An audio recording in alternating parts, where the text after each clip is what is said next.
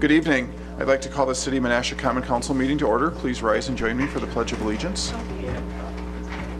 Pledge allegiance to the flag of the United States of America and to the republic for which it stands, one nation, under God, indivisible, with liberty and justice for all.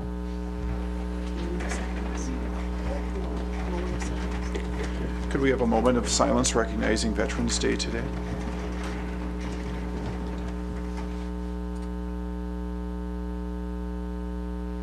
Thank you.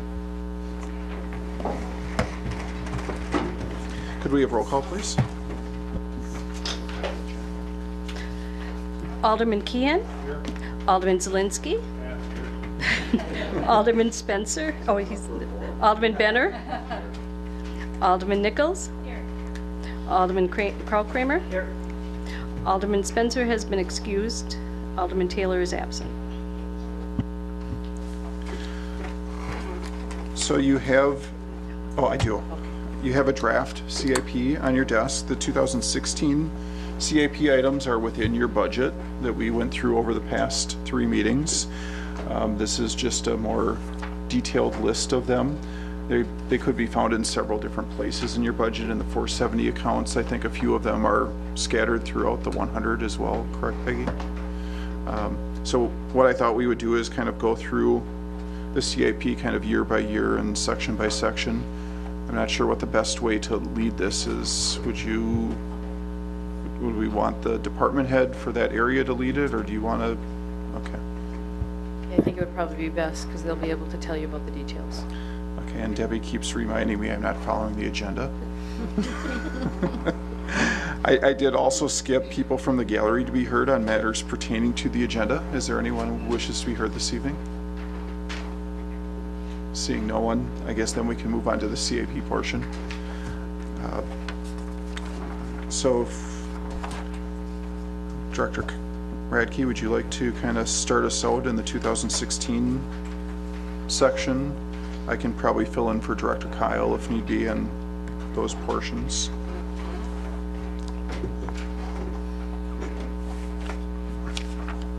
Okay, on page 286 we have the street construction portion of the 2016 CIP, and we went over some of these in the budget.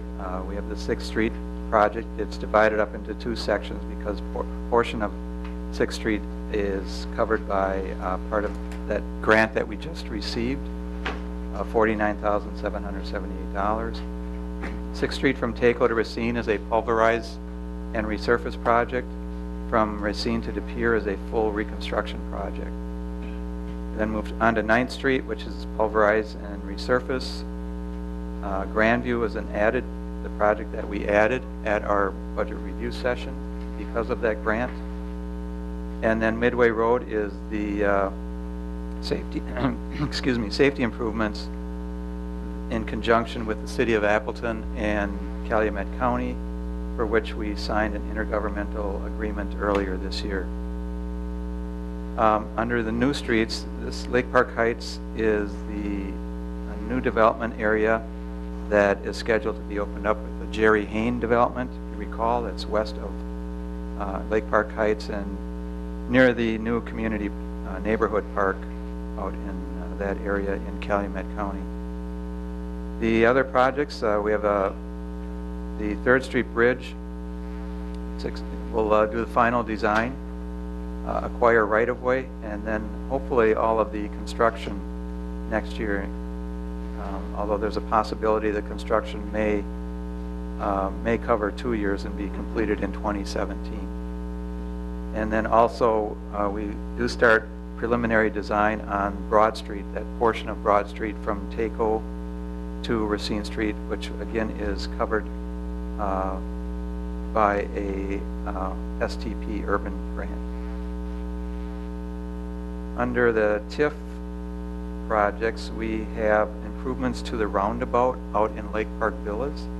The Roundabout has received a pretty severe beating with equipment, and both our equipment and other private trucks, but mostly our equipment during snow removal. So we are going to go in there and improve the inner circle, excuse me, the outer circle on the roundabout, and that is covered under TID 12.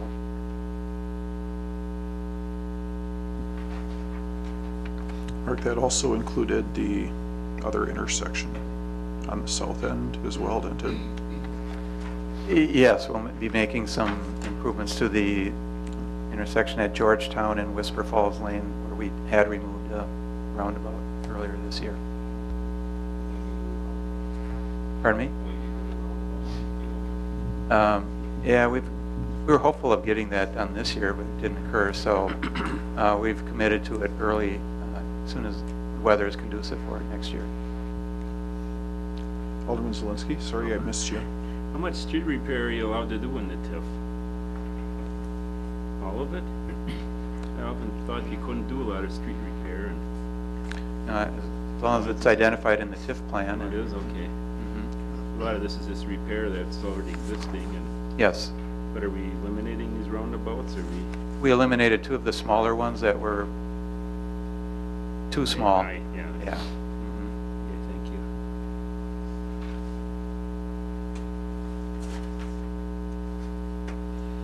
I think it's all you tonight, Mark. Okay, on the next page, it's really just we wanted to summarize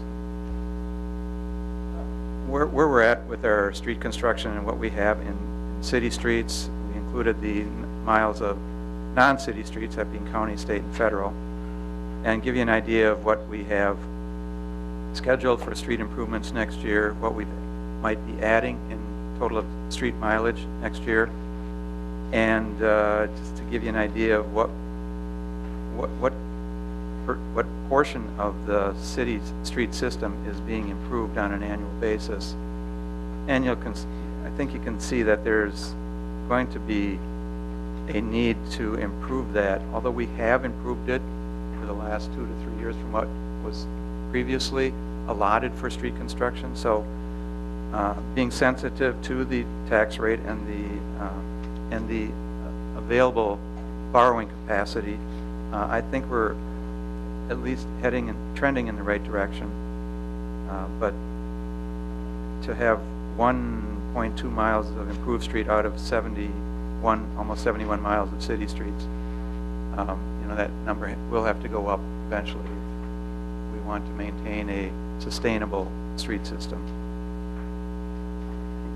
Some things that we haven't quite gotten to yet, though, when I started in 1988 and shortly thereafter, we improved our street section. It used to be a 3-inch pavement over 8 inches of gravel, and we improved that to 4-inch of asphalt pavement at a minimum over 12 inches of base.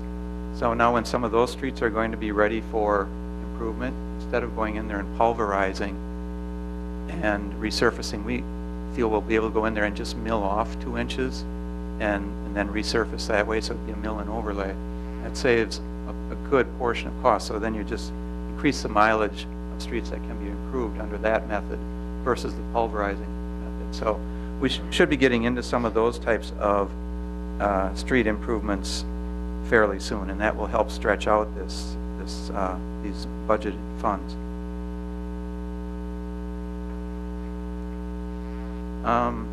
Page 3 are mostly just the associated stormwater costs to those projects that were listed previously. It also lists the rear lot drainage grant program. Just so everyone here is aware, we did not do any of that work this year. We try to fit that in when we can, and unfortunately we did not have time to fit that in. We have some of the field work done on some of these projects. So it'll be a matter of getting prices from contractors and then implementing the improvements after we talk again to the property owner. So I'm hopeful that we can get a start sooner on these next year, so we have that time. We just always never seem to be able to get those started soon enough. But we do need to get going on those. We have quite a list of people that are in need for this program. It's a program that not too many cities offer that I'm aware of, and it's a very generous program in that it funds half of the cost of a drainage improvement. But city of Menasha is relatively flat throughout, so we do have a lot of areas that have had drainage problems, and we're eliminating those as we go, and hopefully there won't be that many in the future, but we still do have a list that we need to address. And then the other is just miscellaneous rehab of our storm sewer system, miscellaneous manhole inlet and storm sewer repairs.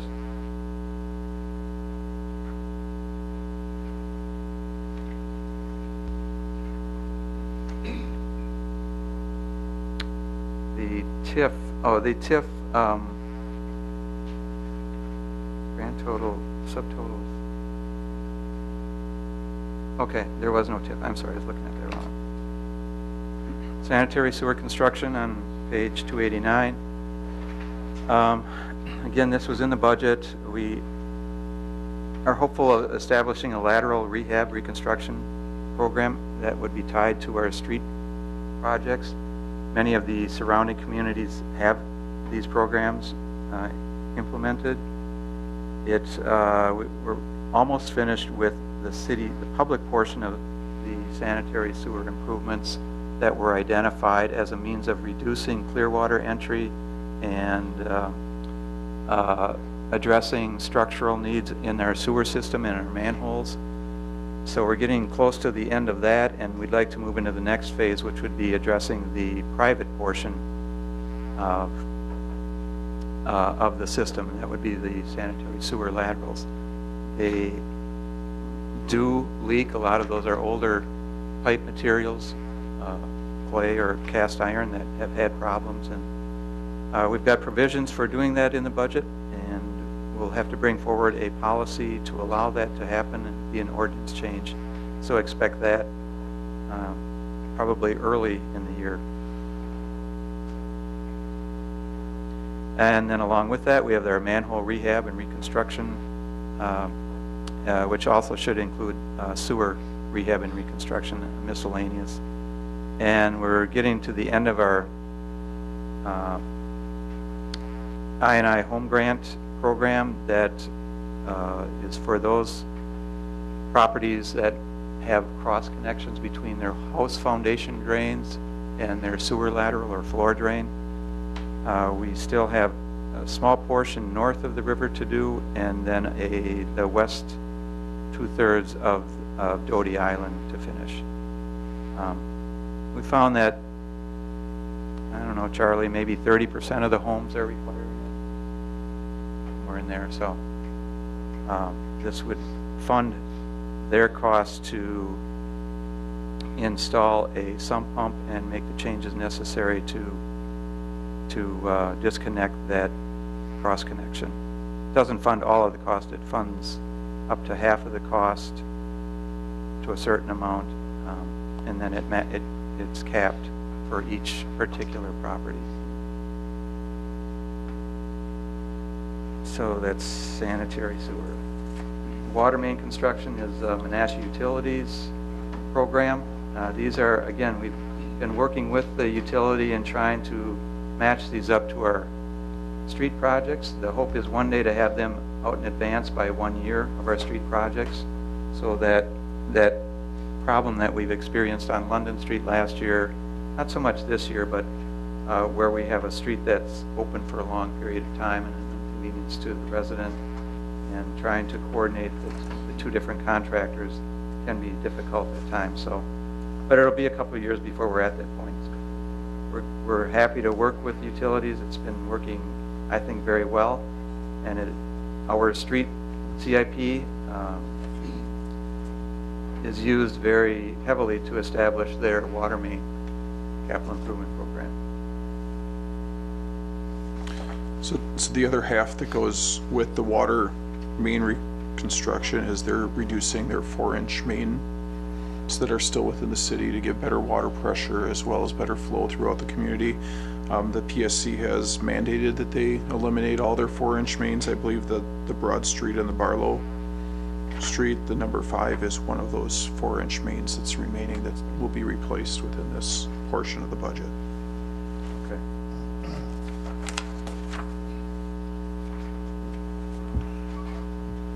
Page 291 is sidewalks for next year. And this is in the 470 fund. We went through the budget. It's for sidewalk replacement. $20,000 of that is sidewalk replacement. That will be done by city crews, and the $10,800 is for materials on other sidewalk improvements and repairs. The TID 12 improvements is for the whole completion of a link from the existing trail system along the west side of the Ponds subdivision and along Highway 10-114. This will finish this will link that trail system to County Trunk Highway LP.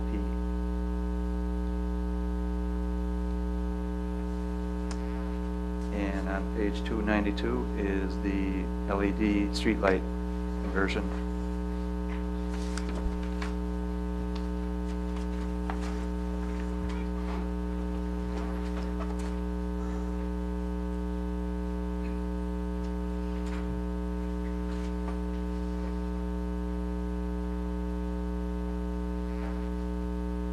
Page 293.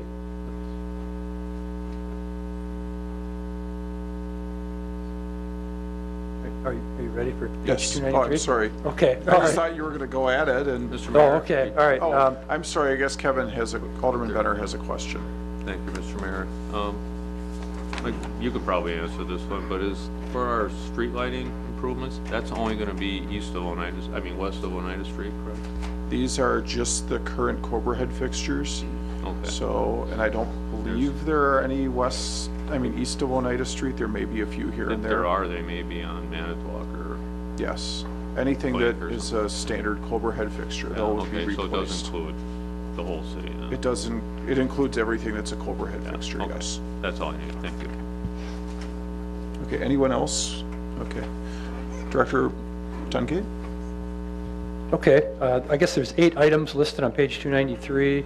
The first one being the pool slide renovation. Some of these I touched on the other night. So this is sort of the last phase of the slide renovation. We did the structure itself and the flume. Did quite a bit of work on that after the pool closed, and so this is really the railing portion of the slide. And that is in the regular budget. The next 2 items are in the Park Development Fund. The first one being a trail link connection from the new assisted living memory care facility in the northeast corner of Barker Farm Park, and so we want to run a trail connection from that facility into the park, about 600 feet of trail, and it'll link somewhere in the central part of the park. And that'll be done with our own crews. The third item there is the new play equipment at Woodlands Park. This has been something we've been working on for quite a while, and we originally thought we might make the purchase this year of the play equipment, but instead are holding that off till next year. So the mayor and I are going to seek some sponsorships for that playground, and we think we have some good opportunity there to make that happen. Fourth item is the Cemetery Road out at Rest Haven Cemetery. We're taking the worst section of roadway out there and repairing that, and that'll be again done with our own crews.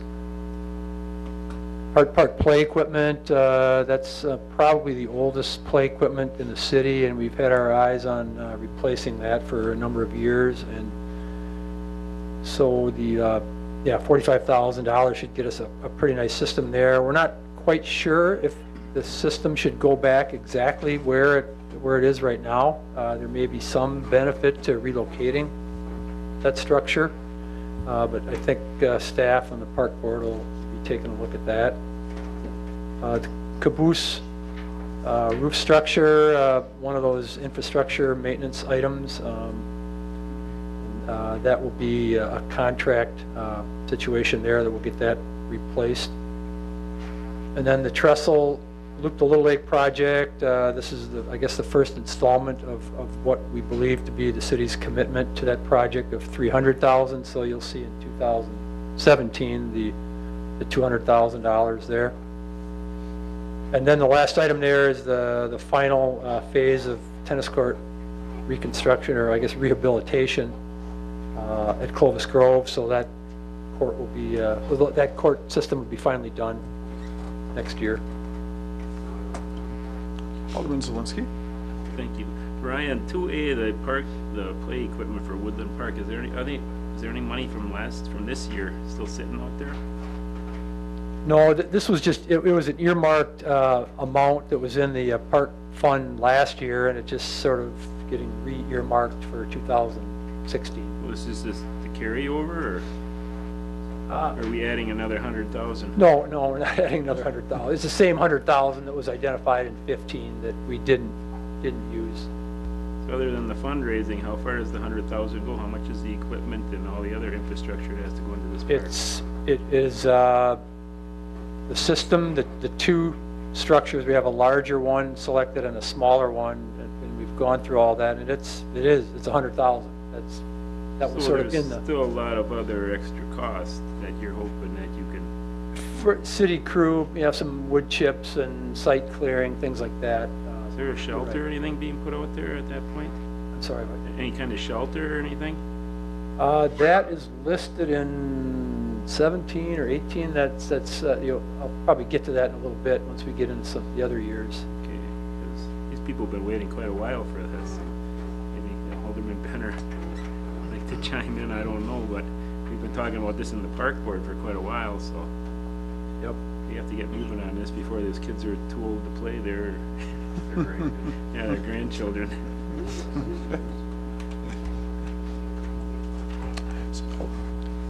As far as your question as well, Dan, if we do fundraise and for whatever reason come up with $80,000 or whatever number, that would decrease the amount that would come out of the Parkland Dedication Fund. Then, sure. So, yes, and we plan on doing a community build and some other things as well. So this 100,000 could end up being significantly less than 100,000, I guess is what I'm saying. Alderman Nichols. Thank you, Mr. Mayor. Director Tungate, their playground equipment replacement is listed in here for Hart Park as well as the new equipment at Woodland Park. Once the equipment is installed, will you then be doing the poured in place surface? Yes, ironically, we just talked about that today, and that is our plan. So really, we'll have 3 poured-in-place projects: the new East Side Park, Art Park, and Clovis is also. The PTO has donated some funds for that part of it, so that's. But we have budgeted dollars for the poured-in-place material. Great, thank you. The next Alderman Better. Thank you, Mr. Mayor. Alderman Nichols just hit on what I was going to ask you about with the poured place. And first you said wood chips. Now you mentioned that you kind of alluded to the fact that we may be getting the poured in place. Are we going to get the poured in place for this, or are we going to be, or is that still on the outskirts saying it may come at a later time? So what remains to be decided is whether you do 100% of your surfacing poured in place, or you do 80%, 60%. There's a lot of structures. Town of Menasha is a good example of how they have done their poured in place. A lot of the structures have maybe 50 to 75% poured in place rubber, and then sort of the outlying areas are in chips, but the main wear areas and the main traffic areas are in the poured in place. So we'll have to make that call, I guess, and we need to make it within the budgeted dollars that we have. So it may mean if we want a system with 100% poured in place, that we do a portion of it next year and finish it off in the following year, if we indeed want 100%. But I think you could conceivably do a very nice job with 50 to 75% poured in place in the out areas in the engineered wood chip. It's a certain chip that's ADA accessible. Well, that was the only part that I was really concerned with, is any equipment that may be ADA accessible for either the person utilizing it or parents or something like that, that portion of it be poured in place if we have to decide, and then the other parts could be the engineered wood chips. I just didn't, I had a nightmare about just putting in playground equipment and then throwing wood chips in, and then all of a sudden folks wouldn't have accessibility. You know, I think that the larger structures lend themselves to sort of a combination. You achieve both the ADA accessibility and the wear and the maintenance of putting mostly rubberized material out there. But like I say, the outside areas, you know, especially the larger structures, you know, using chips in those areas, you know, there's a lot of communities that do it that way. Yeah, okay. Just so we keep that in mind. Thank you. So the next page is the major equipment replacement. The first item on there is the holiday decorations for downtown. That was in this year's budget. With everything that's been going on, we decided to wait a little bit longer to get more input from the downtown merchants and the people that are going to be downtown. So we moved it into the 16 budget. That's funded by both donations and city money. I don't know if we need to have each department head go through here. Police car replacement, I think we already talked about that. If you don't have any other comments, Tim. The fire truck is the fire truck that we already approved. I think we just got in a couple weeks ago. It's going in service tomorrow, the chief tells us. The furnace replacement is in which building, Mark? Is that the main vehicle storage building? Okay, and the parking ticket computer program we also talked about. Do you want me to go through all of these items, or do you guys have any questions on any of these items that we didn't talk about earlier? Doesn't sound like. Oh, Alderman Benner? I just have one question possibly for Peggy. Now, there was a lot of discussion about the fire truck replacement and the dollars for that, the fact that we were doing that this year. That really didn't affect this year's budget. Correct. At all, did it? That's correct. So even though we already had it figured for next year's budget, we were able to do what we did. That definitely was not detrimental to the city of Menasha to do that. It's just a short-term cash flow effect until we hit January. Yeah, okay, thank you. So we do have two rather major borrowing items in the 16 budget, this one, as well as the parking lot. So that is why the borrowing number is bigger. Those two items are about the amount of borrowing that were greater than what we were the year before. Property improvements. We went through a lot of these as well during the budget meetings. Does anyone have any questions about these items? I think the more interesting ones are going to be coming up as we get into 17 and beyond. The TIF financing property improvements, some of these are similar. We did include demolition or something with the Coast Guard building, with the idea that we were trying to clean up our waterfront. This building was last used by the Coast Guard in the late 80s, I believe, and it's been more or less sitting there ever since. This is basically at the railroad tracks at Lush Street and Water Street. Dan, do you have a question? Yes. Is that going to be incorporated with the other building across the street that should have been torn down 2 years ago? The building, even though we don't own it, I can't see taking one down unless we take the other ones down. this building we've been looking at using our own crews potentially to take down. Those would be a private contractor, and I can try to get you a date on that. I know that the owner has spoken about taking those down, but I don't have a date. Well, and being the director, Kyle's not I've been here, hearing I don't this for know 2 either. years now, even though it's not my district. These things should come down. They're an eyesore and they're a hazard, and fire department, I suppose they don't even go in them anymore. It's not safe enough to. But, I will get an answer for you on that one. okay, thank you. I mean, that is one of our strategic objectives, is to get the waterfront areas cleaned up, so.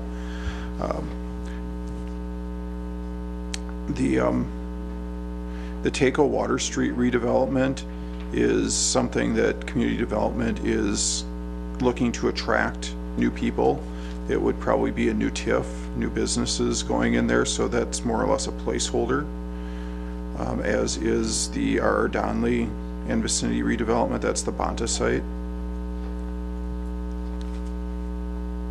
The others are trail projects. Gilbert site redevelopment.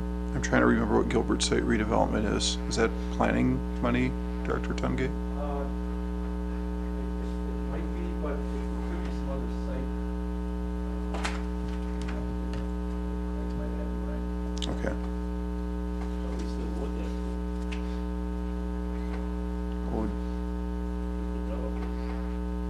Oh, a month.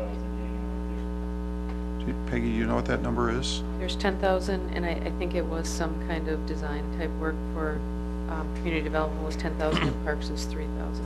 Okay, so this is design. We do pay a annual development incentive to the owners of that property that's related to the demolition of the building. Is that what you're asking about, Dan? Okay. I believe we prepaid that. Not for the demolition portion. The rest of it we did. Okay. Mr. Mayor? Oh, Alderman Benner, I'm sorry. It's okay. Thank you. I have Providence Terrace Trail. We have $500,000 for that. That seems like a lot of money because the bed should have been in there for that already. What does that all include? The Providence Terrace Trail is actually the boardwalk portion of it, running from Nature's Way out to It's that Oneida way. Street. Okay, Yes. it's that one. It's going to go through that wetland area? Yes. Okay, that would be very expensive. Yes. Okay, I like to just step back for once. I was looking at the back under property improvements for the elevator cylinder for the library. Yes. Page 295. Is that leaking, is that a top seal that's leaking on that, or is it the cylinder down below or something? What's happening is, Can I get the microphone? We're experiencing some issues with the travel of the two cylinders. They're not synced up. We've been manually resyncing the elevators and others, relieving pressure. Somehow we're getting some blow-by on one of the cylinders. And we've been battling with this for a number of years now, and it was recommended that we replace the cylinders, so that's what that cost is. I was just concerned that maybe one of the It's not- casings were leaking or something. No, it's not. We have no leaks, no environmental Okay. issues or concerns there. Okay, that's what I was worried Yep. about, Nope. if we had soil conditions. Thank you. Alderman Zelinski? thank you, the Providence Terrace Trail. Is that just a destination, or is that a link to these other trails that aren't there?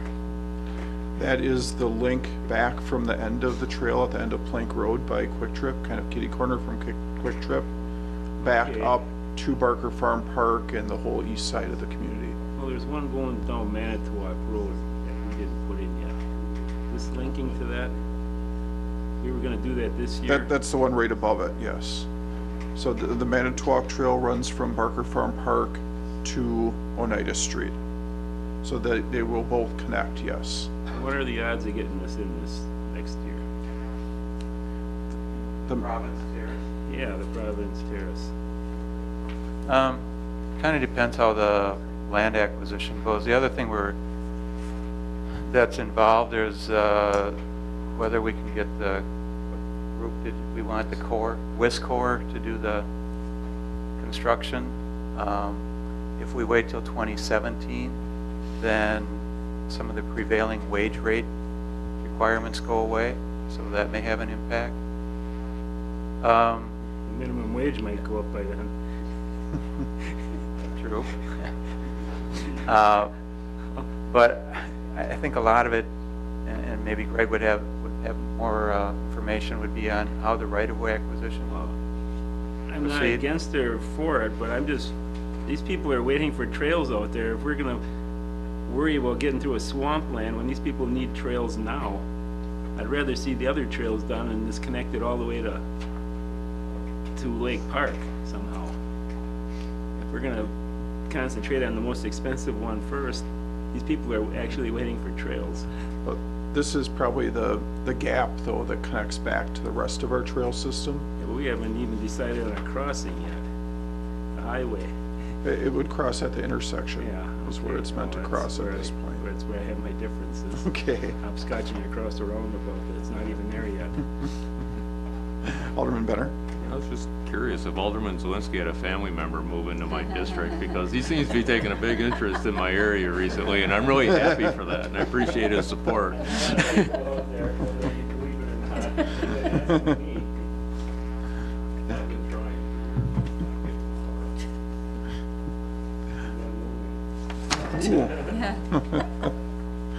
Might have an opponent this spring, Kevin, huh?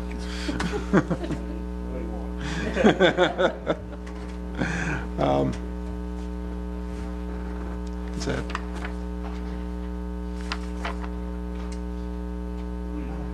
Do I have two at the same page here, Peggy? What's? 297. So I think you're looking at the TID summary, which is Oh, that's just- the summary, so it's the same items again. Okay, So we should talk about the funding a little bit. sure. The funding is on page 298. First section, the totals area talks about what section of the plan they all come in. That's that 5.8 million. The next section, what's in the borrowing plan. The only difference between those two numbers was just that project that got added, that $49,050. Was that Grandview, Mark? Grandview. Project that got added due to the grant on the other one. So that's the difference there. That is now reconciled because we have a budget adjustment on the, or a motion to amend the budget on that. The next one talks about funding sources, and I think this is something important for everybody to take a look at. We do have some borrowing in here. We have, that's that 2.4 million. That is made up of about 1.3 million of regular, what you would call regular capital improvement type projects. We have the 751,000 for the Vans project, and then we have TID 13 infrastructure costs of 337,000. So that's involved in that, and then the revenue debt would be for the stormwater fund, as we've discussed, with the increase. We cannot fund all of the stormwater improvements out of cash reserves. 60,000 of the 452 is also related to that Vans project.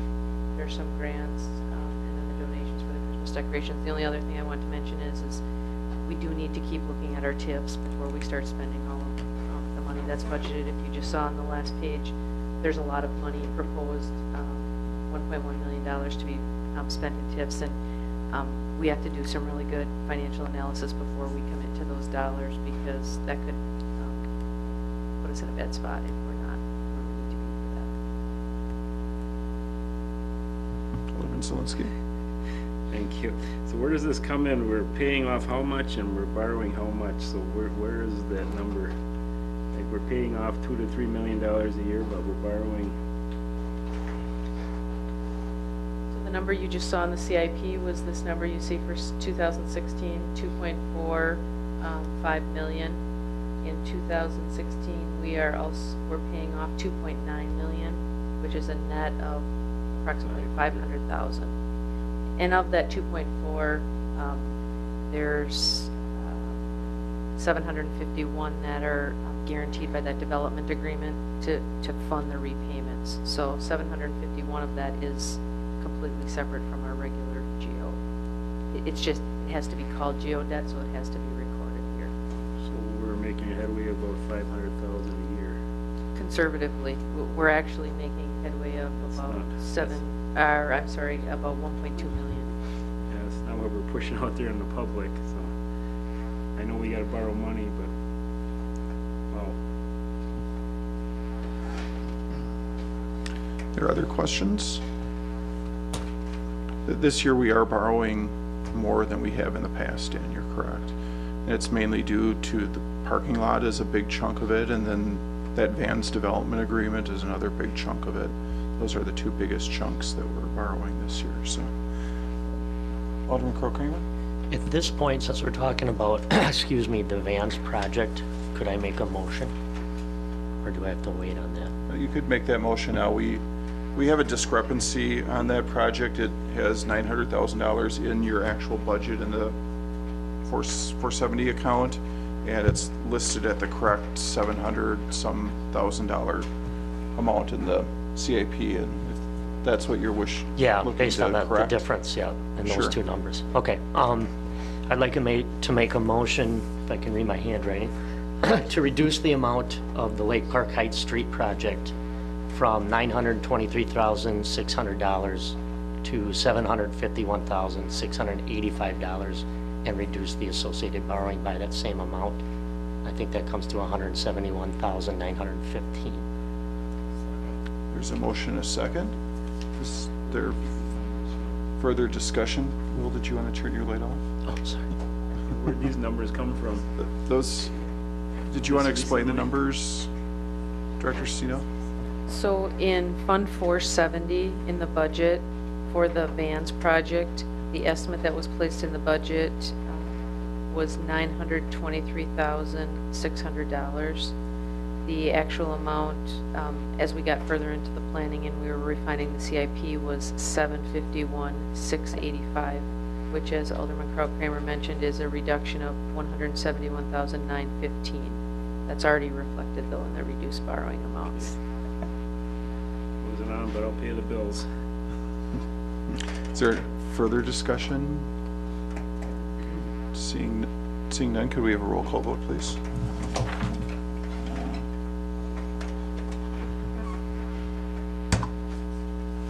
Motion carried on roll call 5-0. Anyone else have questions on the 2016 CIP? You get out easy, Greg. I did your section for you. Between me and Mark, we did okay.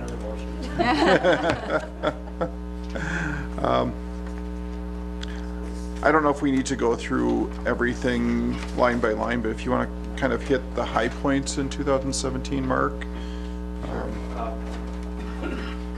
Talk about the projects that are introduced in this year. And you'll see Racine Street from 3rd Street to 9th Street as item number 7, page 300. And we should get word fairly soon if that has been selected as or has been awarded that STP Urban Grant. If so, then we would start design on that. It's a pretty major project, so we're hopeful. But that would be for design monies in that year.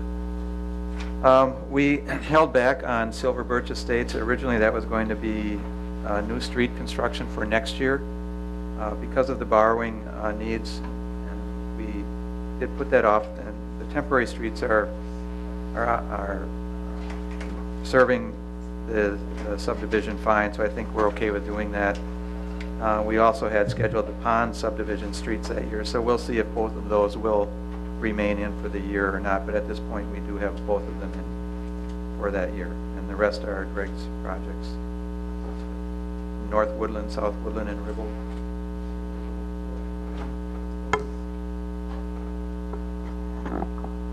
Those numbers are just there as placeholders. Those expenditures would be sort of developer-driven on their timeline. There's there's multiple properties involved. So it would require a fair amount of preparation for those projects to take place. And again, is it likely to happen in the near-term future? I'd say yes, whether it's 2017 or some other year beyond that, I can't say.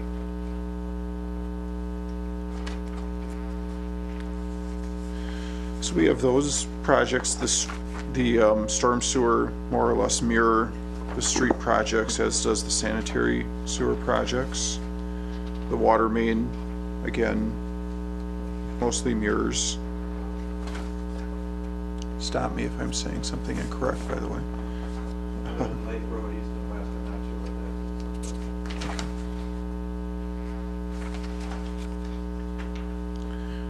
that is. Those are water main projects, Becky.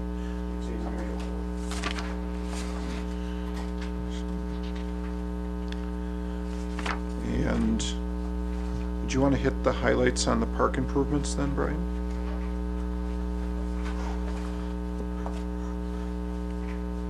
There's about 12 or 13 items there. So our tennis court renovation program would continue there at Barker Farm Park. Those courts need some improvement pretty soon. 2017 is when we're hoping to do that. Basketball court renovation at Hart Park, same thing there. Memorial building renovation, boiler, one of those projects we've had our eye on for a number of years, and we thought about sort of splitting the cost of that up in a couple of years, but you see the full $50,000 amount there in 2017. I don't know what the age of that boiler is, but it's quite ancient and really needs to be replaced. There is some more Park and Cemetery Road paving, another section of Rest Haven. Smith Park is also listed in that amount there. Coslow Park play equipment, that's another site that really receives quite a bit of use, but that equipment really is not all that nice, nor is it that sizable for the type of neighborhood that's there. And then number 6 there is some of the things that we have planned for Shepherd Park. And we'll be doing we'll be opening the restrooms up this year. So we're really making an effort. We had a meeting there with the Shepherd Park neighbors and got some good information from the neighbors there. And in 17, what we want to do is put a small little picnic shelter there for them, and also do some roof repair and sort of restroom reconfiguration there. And that should coincide nicely with the next project, the Loop the Lake project. Yes, we do feel that there's going to be a few more folks using that park down there, so we do want to improve it. And I mentioned earlier, number 7 there is the $200,000. That's the final part of our $300,000 commitment. Number 8, the chemical feed building, roof at the pool. Again, one of those things that we need to address to keep the pool operational for a number of years yet, until we get serious about a new pool. And next one is the 9th Street boat landing parking lot. We were just there a week or two ago looking at that, and that lot is definitely in need of some attention. We think there's some ways of doing some improvements in terms of better use of the space down there. A little stormwater water retention, bioretention areas maybe could be incorporated into that. So you may not end up seeing as much asphalt there as you currently see there. The marina, this phase 1 of upgrading the electrical panels there. A lot of them are original panels there that we will start to replace. Jefferson Park scoreboard, one of probably 2 that we'll need there at some time. And those scoreboards are 20 plus years old and showing their years. The number 12 item there, that is what Alderman Zielinski referred to. That mainly, and these numbers are going to have to be tweaked a little bit. It was done when we had a closer relationship with the Menasha Rotary, and we were expecting a shelter to be about $50,000, and we were going to get some donated labor to help us put the shelter up. So that's how that's laid out there. But those numbers will have to be tweaked a little bit going into 2017 budget. And then the last item that you see down there, the Gilbert River Park Canal restoration. What we're anticipating there is we're doing some legwork right now, some behind-the-scenes discussion with DNR. We're trying to sort of clear the way of any red flags that they may have. They're obviously very concerned with the round goby, and whatever we have planned down there has to pass muster with them, obviously. And so we're working on that as time permits, but we believe that in 17, we might actually be able to move ahead with with some preliminary design work and on how that canal could be restored. So those are the, I guess, 13 items. Alderman Zelinski? Yes. First, number 3, the boiler for the memorial building. How did we come up with $50,000? That's more than we put in the pool boiler. Yeah, I don't know, I might defer that question to somebody else. I think Adam might have a little more knowledge on that number. A number of years ago, well, when I actually first started laying out the CIP, getting a little more organized, I have gotten some prices from a local HVAC vendor that gave us a price for it. And obviously that was a number of years ago, so we bumped it up a little bit. So. Okay. I just think they're coming in a little bit less than that, but that doesn't really matter that much. Building rehab, the Shepherd Park, what do you have in there for the building rehab? So about $12,000. We think a little small picnic shelter is about $10,000, and $12,000 would be for sort of redoing the bathrooms, meaning we're going to need some new door frames. We're going to have to maybe get some more different facilities within the bathrooms. So that's what we're looking at to get that building really up to speed. When we were discussing this at the park board meeting, when we were down at Shepherd Park, you were talking about relocating the doors because of the hazard and people don't want to use that. Yes, I'm sorry, maybe I didn't say, yeah, the doors will be relocated to the front of the building. We've preliminarily sort of taken a look at that, and we think it can work that way.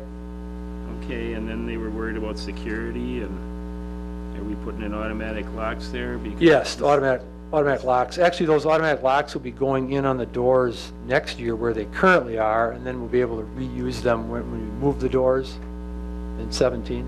Yeah, because the way it sounded, they were just afraid to use that because it's so kind of secluded, and nobody was going to send their kids down there alone, whether we change the door locations or not. So they were talking about more security, maybe cameras or something. Is there anything? Nothing right now for cameras. Okay, thank you. Anything else regarding parks? So, the major equipment. Don't know if anyone wants to do anything with the highlights. If anyone has questions on any of these items. No? And we have some property improvements on the next page.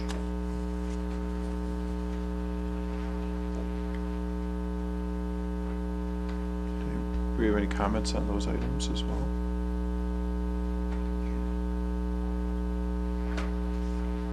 The TIF projects, the Lake Park Road access is the road that would go between the current Lake Park Villas and up through Lake Park Square and connect to Lake Park Road.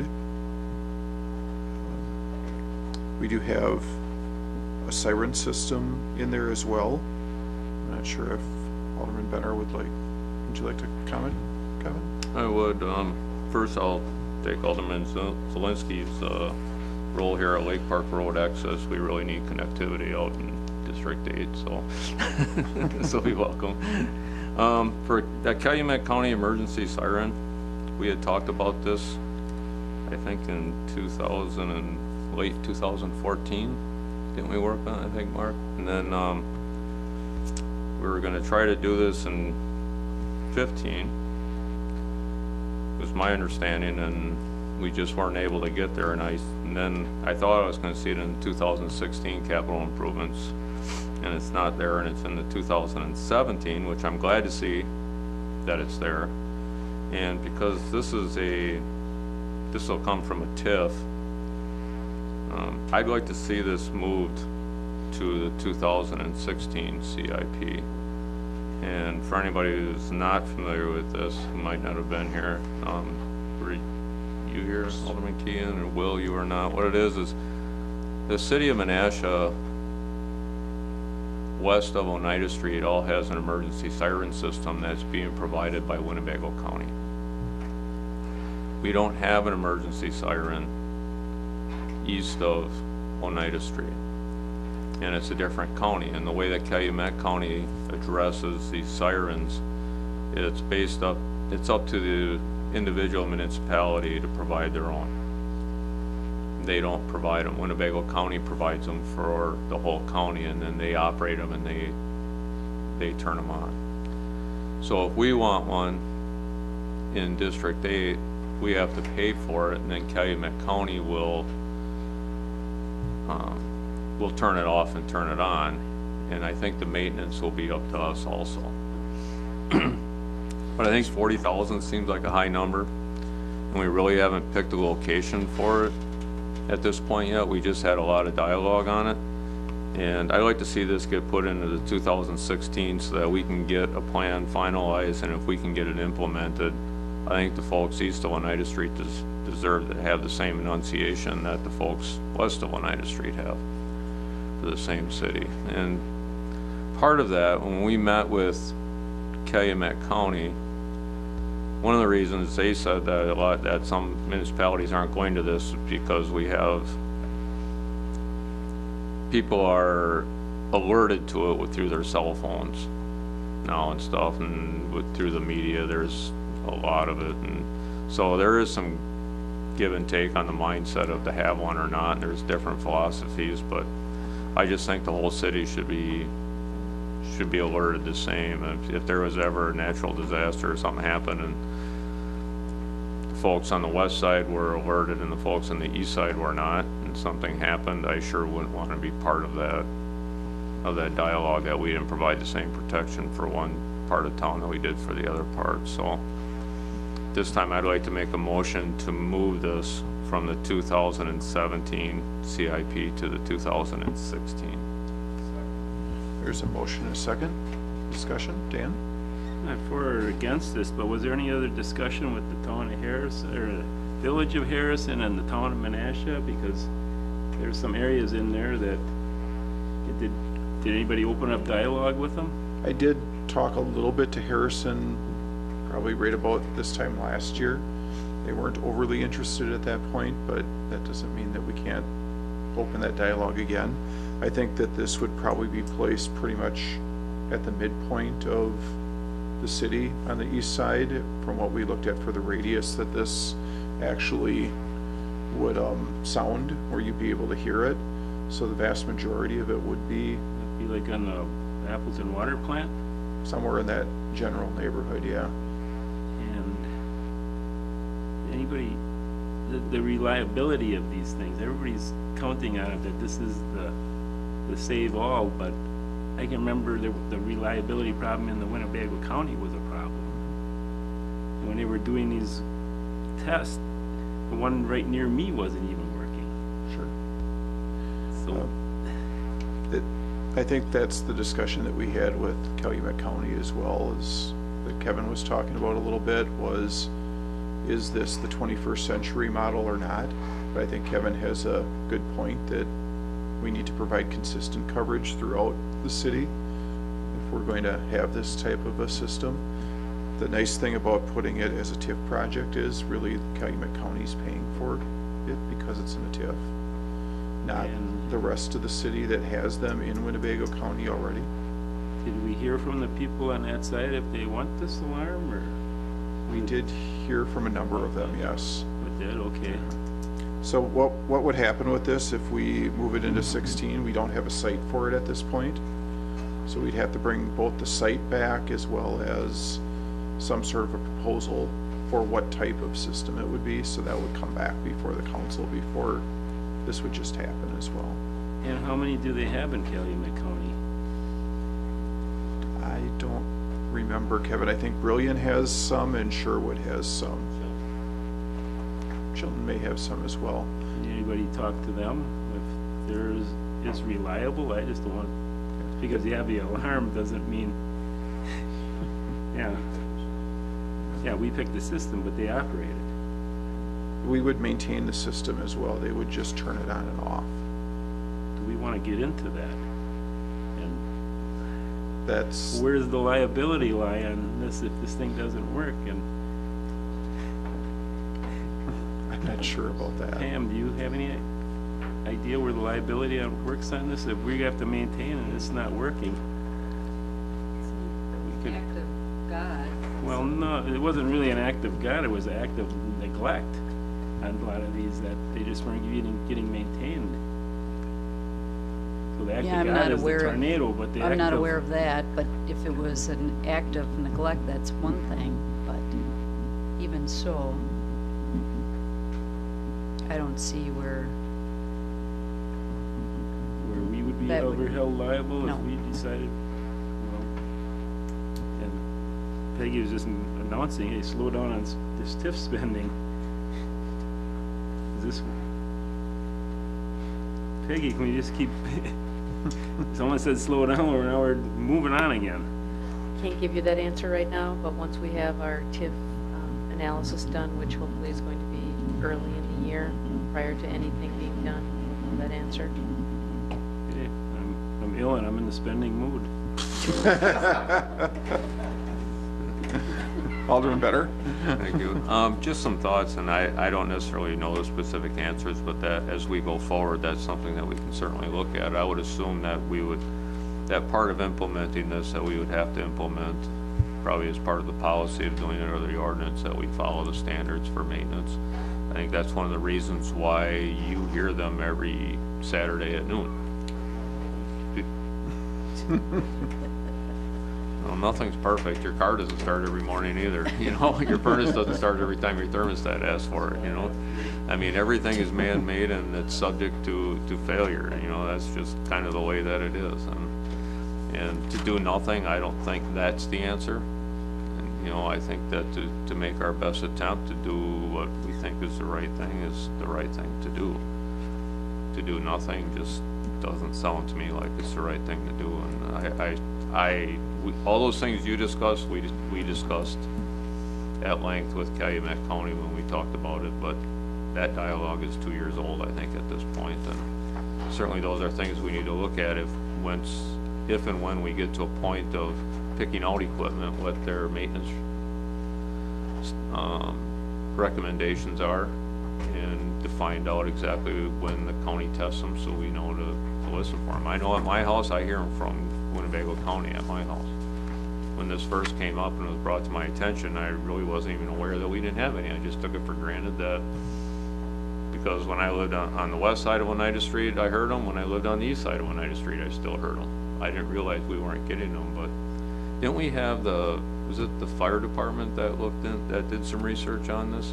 Chief, do you remember much of that? Did they do some decibel readings or try to hear where they could hear it or something, and what they thought? It wasn't during my administration that I... It was 2 years ago. I don't recall it. I don't recall that I was... It was either police or fire, one of the two did. It may have been something. It was a Steve Winnebago County thing. No. We did do it, you know. I believe Steve sent a crew out to Lake Park Road just to listen. It wasn't very scientific. And if Steve did that, this slipped my mind. I don't recall. Yeah, it was not a very scientific study. No. It wasn't with a sound meter or anything like that. It was, can we hear it or not? So. Yeah, and if Steve did that and coordinated it, and it's not that he would maybe have just forgotten to tell me or whatever, but I was unaware of it. Okay, thank you. Well, anyway, I think it's the right thing to do to at least appropriate the money for it if we decide to do it. It still has to be approved by council. So just because we approve to move the dollars and to take it from a TIF, it still has to go through the approval. But I think we need to do the right thing and try to get this implemented. Thank you. Any other discussion on that topic? Alderman Nichols? Thank you, Mr. Mayor. I will just add that by moving it to the 2016 plan, that we can at least start the process then and get some of these questions answered as we go through that process. Alderman Zelinski. Maybe this question was answered. What did our Calumet County representatives have to say? I don't believe we talked to a rep. I think This is we. one of their What did we? major. I know we talked to the emergency services planner, and he said, yes, we can do this if we wish. It's just not a service that Calumet County provides. What about repositioning the ones in Winnebago County? They would not do something to provide service to people outside of their county. Well, we got on the edge of the Winnebago County, right across the street. But we're talking about out in the Yeah. ponds in the Lake Park area. That's where we're looking for. Okay.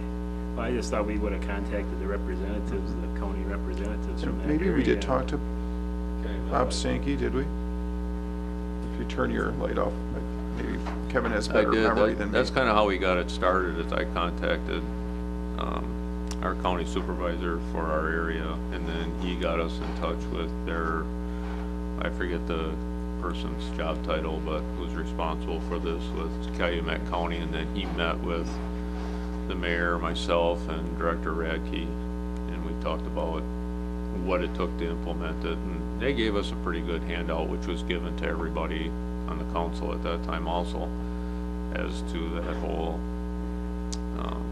their whole packet for that, and what it involves with the sirens and things like that. So, but at this point, we just have to kind of pretty much start over, almost. You know, we still have some information, and we know enough to get us going, but it would certainly take some more work at this point. But if we don't have the money allocated to have anybody even put the effort towards it, then it's just all talk, so, thanks. Did you want to talk more, Dan? I saw you started pressing the button, but it didn't go on.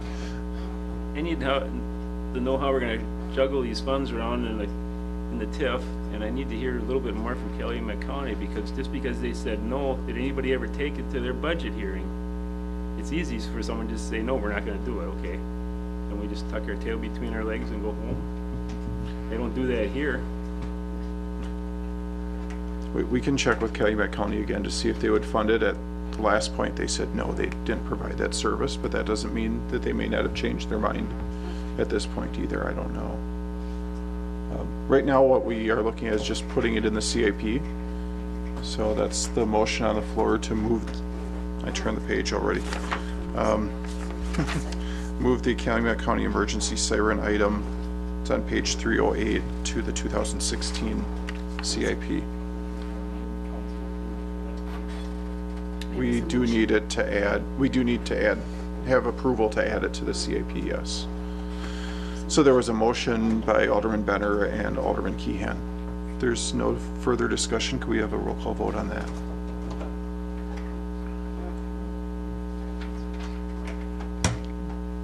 Motion carried on roll call 4-1. Does anyone have any other questions on 2017 before we move on? 2018? Director Radke, do you have any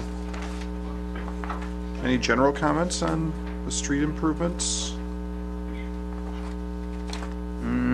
Not really, it's just what we have programmed in for that year. Lake Park Heights, the accessible portion, that would be the 2-inch temporary asphalt pavement on that Vans development.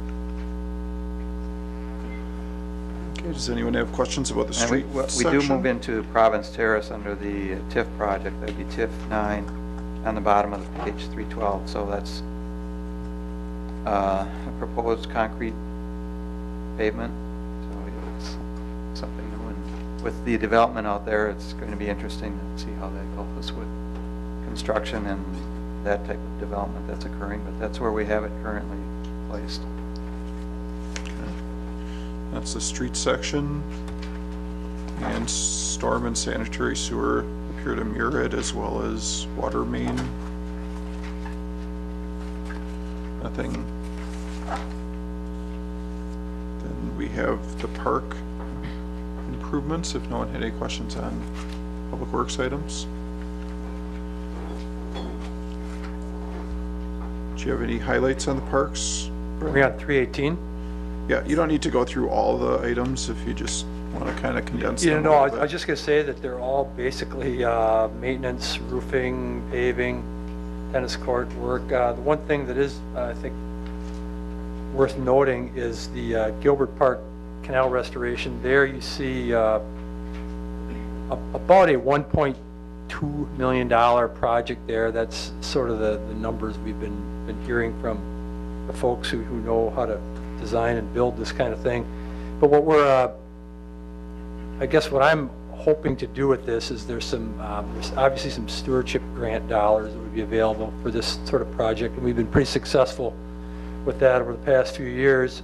The other pot of money that's kind of looming out there is this NRDA funding, and we've had discussion, on again, off again discussion with them, and it's my understanding that there's still going to be a large settlement occurring there, and when that does happen, there will be a significant amount of money that could be potentially used for a project like this. They like habitat restoration, they like fisheries restoration.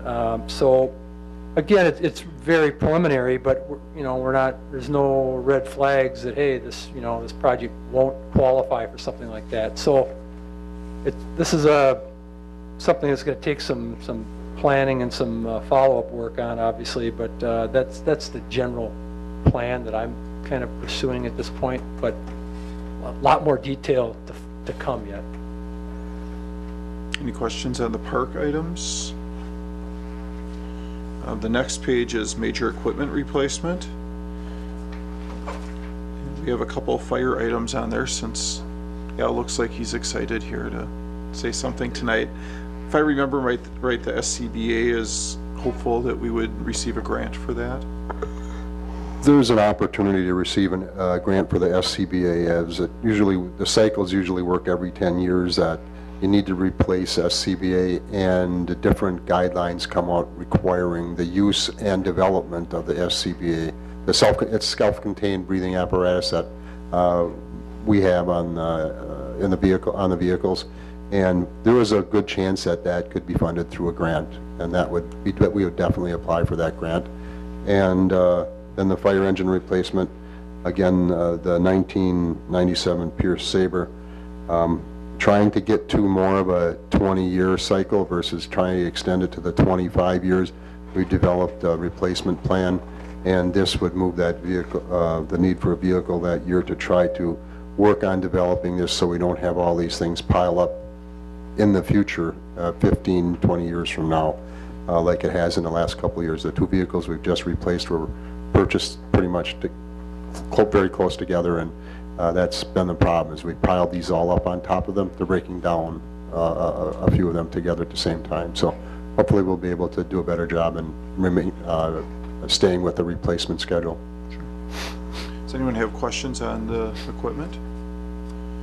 There's also some property improvements coming up. In 2018, we may have to move elevator modernization up a little sooner. So we have both the maintenance shop at Public Works, as well as, we have them in both 18 and 19.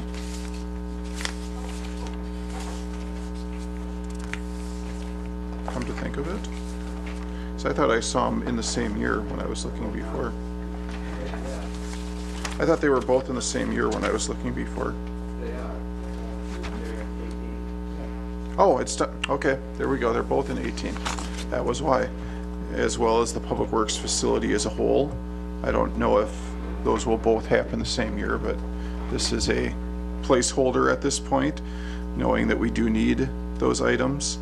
And then also the public protection is the police station items that we were talking about a couple nights ago with Chief Styka.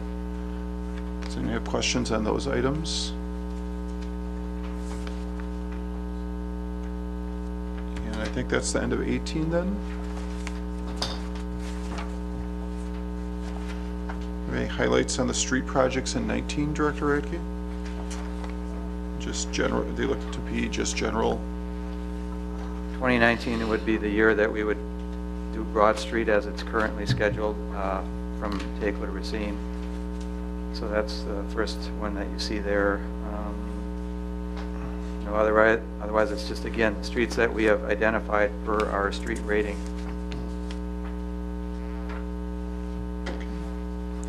So then we have the sewer, sanitary, storm sewer, and water mains, and sidewalks.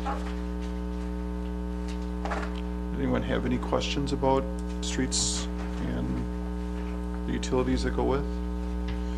We have parks. Is there anything of note in that one, Director Tungate? Would just add that as we move ahead with this master plan, you'll see some things in 19, 20, and well, there may be some opportunities to do some things a little bit differently in Jefferson Park that are currently laid out here. For example, the ball diamond backstop. Okay, is that the east diamond, south diamond? Is that so that could be modified, I guess, once we learn more about the master plan.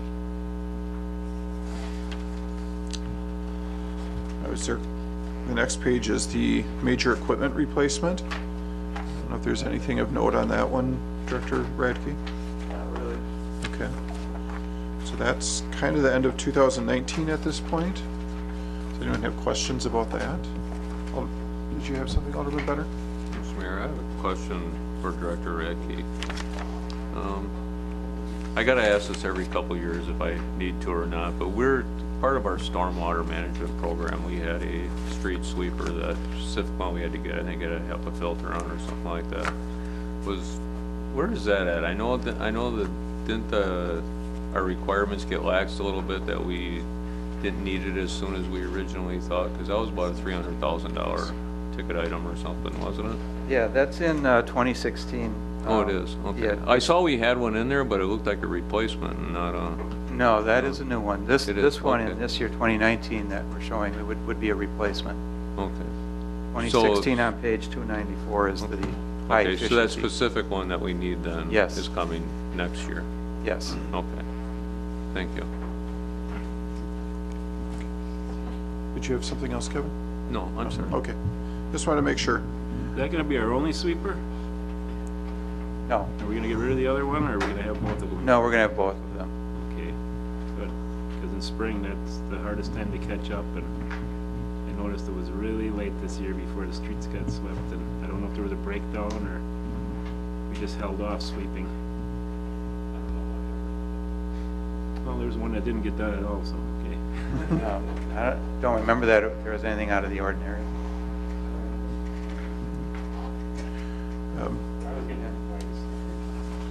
So The first time through does take a while because there's a lot of material to be swept out. So 2020 streets, there's one on there of note, I see. 2020, we are glad that would be the year of reconstructing Racine Street, should we get that STP urban grant. And it's still, even at an 80-20 funding, our portion is still relatively high, but it's a very important project, and hopefully we're successful in getting that grant. Anything else of note on the streets? Or the storm sewer water items?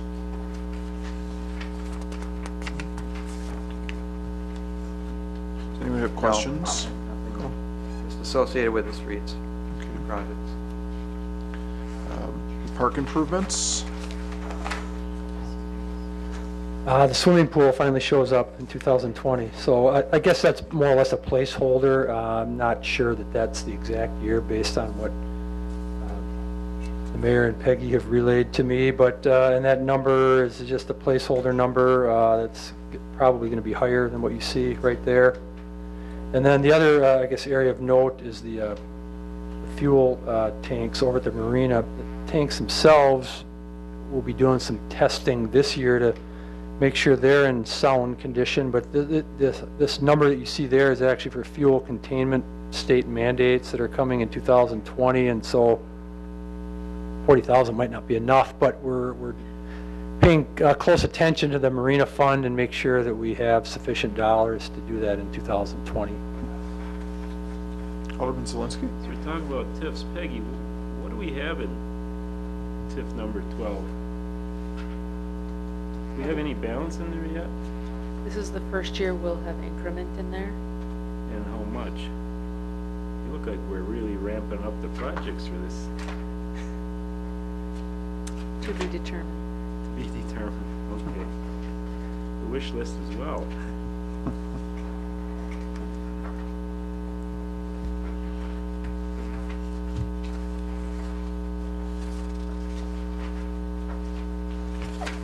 So that's kind of the end of the, oh, there's one more page here. The major equipment. I don't know if anyone has questions on that one.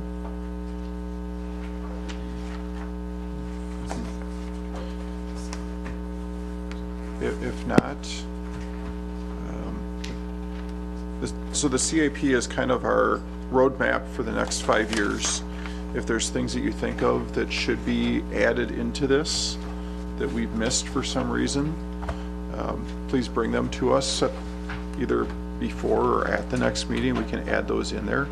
If they're in the out years, it doesn't necessarily affect the budget. It's a placeholder to remind us that these things are coming up, and we can start working those into kind of a level expenditure year to year, and that's really the goal for this plan, is that we have level expenditures year after year. So please do bring those things if there's other things that you'd like to see in here.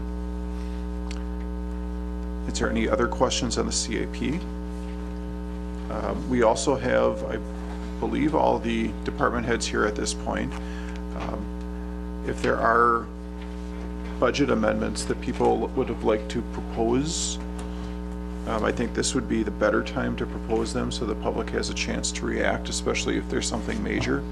If you want to take $25 out of someone's paperclip budget, I'm not real worried about that the night of the budget hearing, but if you're planning on changing a major function or a major service in the community, tonight would be the night to do that. I don't know if anyone has amendments of that sort.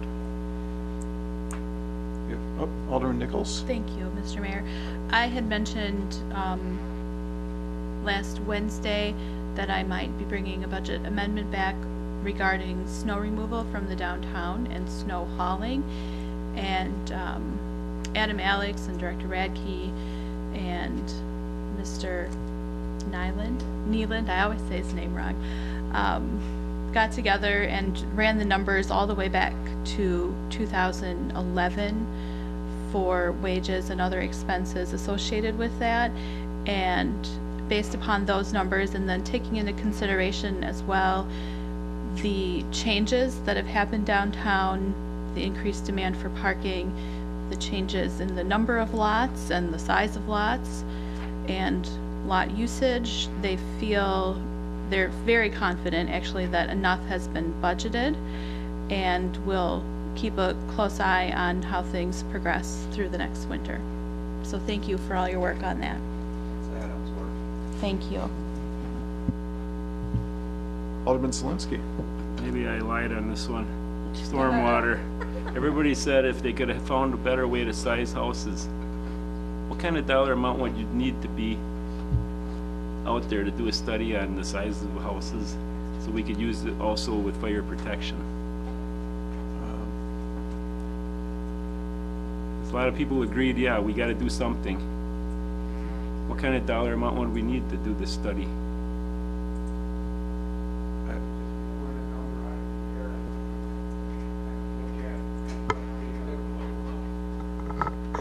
What data we have available in our assessment software and see if that would be functional for that purpose. In this, there are things you can do off of aerial photos, of course, if we're just looking at the footprint of the impervious surface. Another methodology.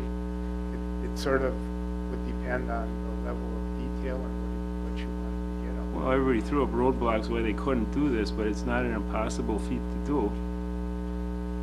And then they said, well, I might agree with you, if we can get that sizing, put this in the budget, we seem to have plenty of money in stormwater all of a sudden, because we got all these projects, and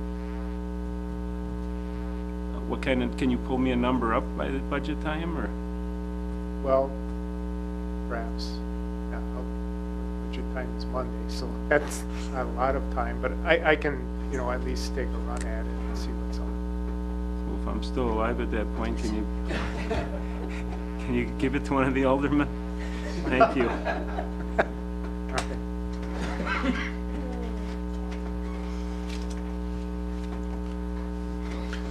Oh, Alderman Keehan. Thank you. Alderman Zelinski, are you talking like if they could come back with a number about like how much would it cost to maybe to size them all by aerial, or are you talking about like a study to find a different way of doing it? I'm sorry. Yes, I could make it simple. I just like ranges, sort of like what Nina does. That would make it simple. You have the small, the extra large, and the medium. So it wouldn't be a real extensive study. Alderman Benner? Thank you, Mr. Mayor. Greg, is that something that like an intern could work on in the summer, especially if we were just creating a range like Alderman Zelinski was asking for, where you just had a lot size, a house, and then, you know, you're gonna figure that there's gonna be a driveway and stuff, that not a ton of work would get put into it, or are you thinking maybe doing an outside consultant to do it? I agree with Alderman Zelinski that you don't need a finite level on it. If you brought it into a range, it certainly would be probably acceptable, and if say if an intern did it or something, you know, you could probably create that range without getting into a big battle of people challenging their square footage, because that's one of the concerns that I would have. If you bring it down to a finite level, then people are going to be out in their yards and measuring their yards and their driveways and their patios, and next thing you know, we're gonna, you know, everybody and their brother is going to be challenging what the size of their lot is and what their storm drainage costs are. Where if it is in a range, it might be a little bit easier to do and probably easier to come up with. There's another element to this, though. It's not just impervious surface, it's the extent to which that impervious surface is connected to our stormwater drainage system. So if you had a small house, a driveway, on a small lot, and all of that runoff really didn't have any yard to dissipate on, or that sort of thing, that property could be contributing as much or more than a larger home, a larger lot that had lawn area to drain that. So if you want to get into that level of analysis, that kind of ramps up the amount of work involved. But it also is a, you know, we heard the word fairness a lot in this discussion, and truly, if we're looking at fairness, what we should be focusing on is how much stormwater is that property contributing to our stormwater drainage system, and that's what drives our costs. Yeah, I don't remember all the nuances to it, but when we were first doing this, or when we were wrapping up the stormwater drainage issue, is about the time that I started as an alderman, and I remember that there were a lot of challenges speaking with the consultant, because we did talk about this to some extent, and the consultant said that there's a lot of challenges to doing it per parcel. So I don't know what all that would mean if you would break it down to like those 3 increments, or how that would go, and it's certainly not anything we're going to answer right now, but I don't know if it'd be in order to maybe, didn't McMahon help us? Was that McMahon that helped us with this?